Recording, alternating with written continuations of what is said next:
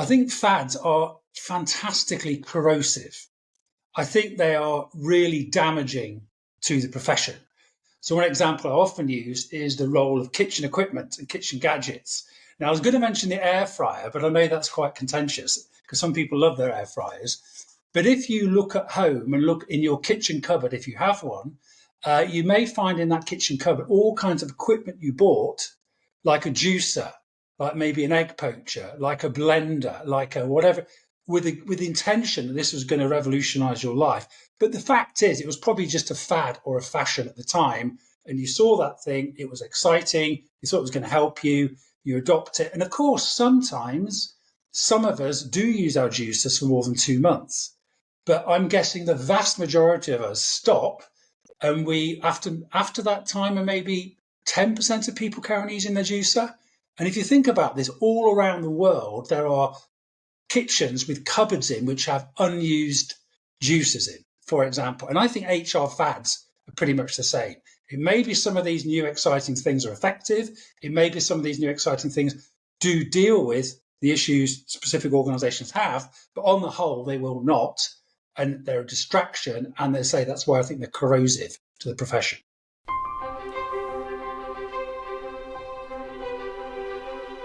So I think HR functions, and to be fair, not just HR functions, are very obsessed with the what. That is, what is the thing we should be doing?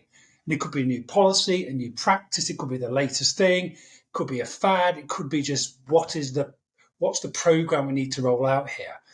The thing you do, the activity, the thing that often gets measured. So there's often very much a focus on that rather than the why.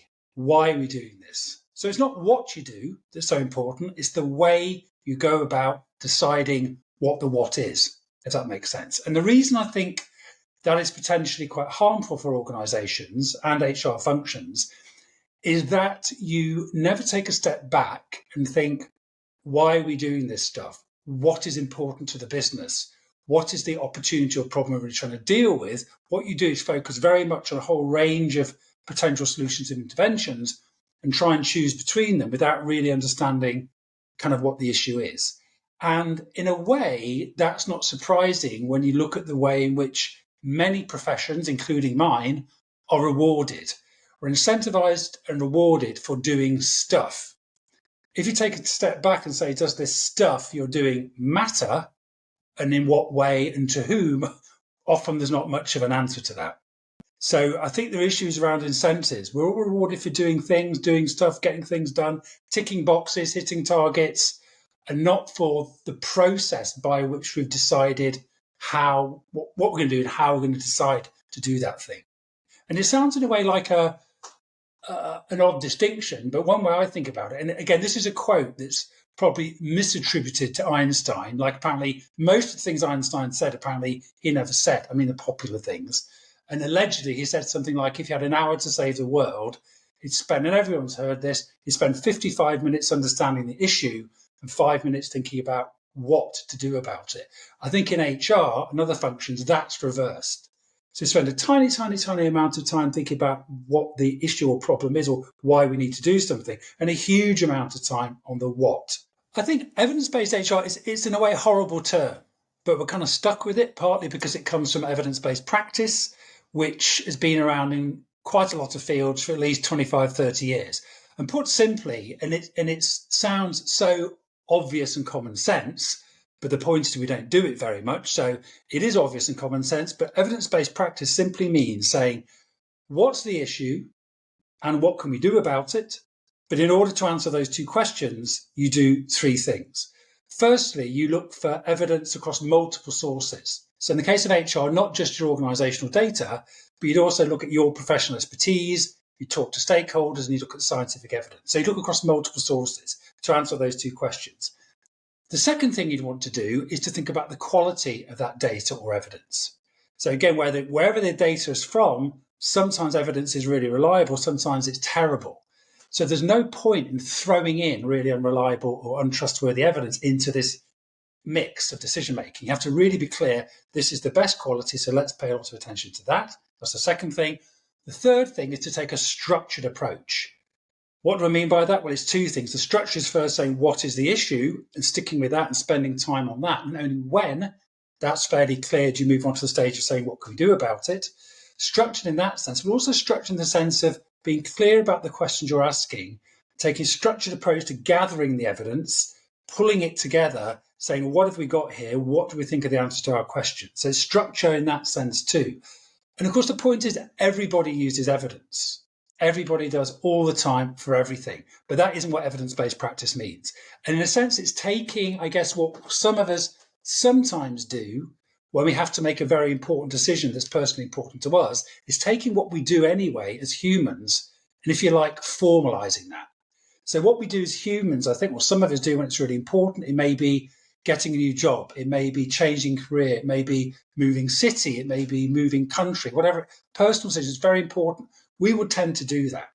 We tend to say, right, what is the thing we're trying to fix? What's the issue or opportunity that I don't have now where I am, for example, which might exist over there? Right, what's the evidence or data that that is an issue for me and it's going to maybe be resolved by moving? I'm going to look at multiple sources. I'm not just going to talk to one person. I'm going to get other information. I'm going to think about the quality of it. I'm going to really try and think about what is the problem or opportunity I'm trying to deal with and what should I do about it? And we do that quite carefully. We do it quite slowly. And we'd be quite conscientious about the way we did it. So essentially it's taking that and trying to put it in the context of the workplace. And one of the surprising things to me is that not just in HR, but even in quite senior management teams, is it's quite unusual for anyone in positions where they have to make a lot of decisions to have ever had any training in decision making, which is sort of odd if you think about it. You think, well, these are people we're paying quite a lot of money, we're putting right up there as our leaders, as decision makers, but it's almost like an amateur thing. It's like, you don't need training in this. You can't get any better at it. Just get in there, make decisions, you'll be okay, which is I think, a very odd approach to what are very important decisions, which could affect individual employees, could affect the whole business, could affect the community, will affect your customers and clients, have all kinds of repercussions. But somehow we don't take it that seriously. We just assume we can just get on with it.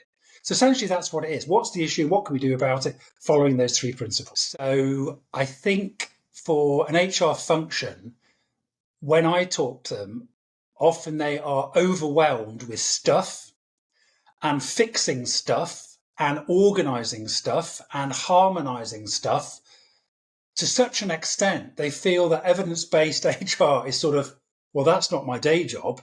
My day job is tweaking stuff. And I get it, because that's what you're incentivized to do. So if you have a sort of HR self-service portal and people keep complaining about that it's very hard to use, that drags your attention in HR away from what is the business trying to do, what does it want. So there's a lot of sorting out, a lot of dealing with stuff. Again, partly because that's what you're being incentivized to do. So I think that's one thing that gets in the way. I think another thing is this historic, and it's still around, this whole issue of seat at the top table and is HR effective, is it making a difference?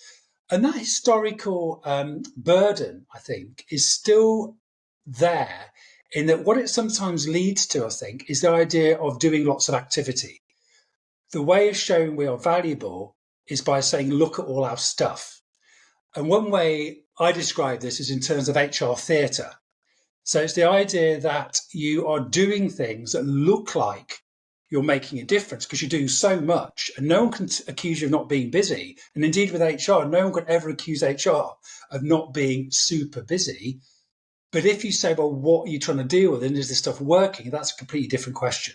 And I think related to that, another challenge is that what this means is, this approach means if you look across your practices and what you're doing, you may have to conclude, you know what, this thing we've been doing for 5 years, that's cost 400,000 quid or whatever it is, you know what, it's not working. We're going to stop it. And that requires quite a strong change in thinking.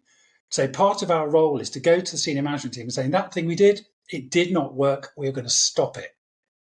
And that to me is still quite unusual in this profession. I know it happens, but again, any profession that wants to be evidence-based, stopping doing things is incredibly important, and evaluating them as well. I think the first thing is to find resources. So the Corporate Research Forum has quite a lot, and then the latest report we did, there's an evidence knowledge hub you can look on and to find more information about it. So just get a sense of what it really entails. That's the first thing. The second thing I think you could do really quickly is really reflect on the way you usually go about doing stuff. How do you normally make these big decisions about what the function is going to do? Think about, do you really get lots of evidence? You really understand the issue? And of all the things you do, how many of them are really focused on what the business is trying to do? And if the answer is all of them, well, fine, you're probably doing a good job. But if the answer is not so many, or some are, some aren't, so why kind of is that? And then the third thing you can do is, and it's about making a decision, and that decision is to change the way you go about making decisions. And this sounds a bit weird, but it's a decision to say, I want to make decisions in this function, or we want to do it in a different way. The way we've done it today is okay, but it could be so much better. We could help the business so much more. So it's always deciding to change the way you decide what it is you're going to do.